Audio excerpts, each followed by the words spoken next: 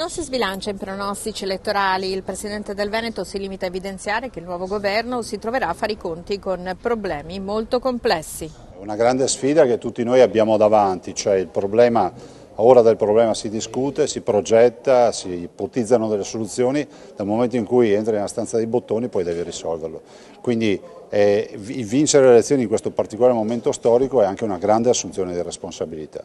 Questo momento, scusa, un po' delicato, cioè il decreto aiuti, più di 12 miliardi non si vogliono mettere sul piatto, Draghi dice poi ci penserà il nuovo governo. Saranno sufficienti questi 12 miliardi o il nuovo governo arriverà in ritardo per interventi necessari?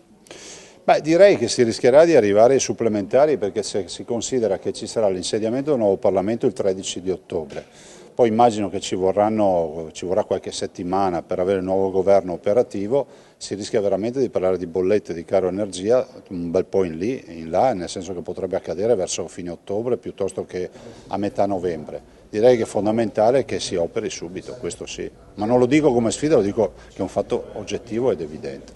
Una delibera per i grandi eventi, sport e eventi anche culturali, inizia stasera con il meeting a Caorle con Jacobs.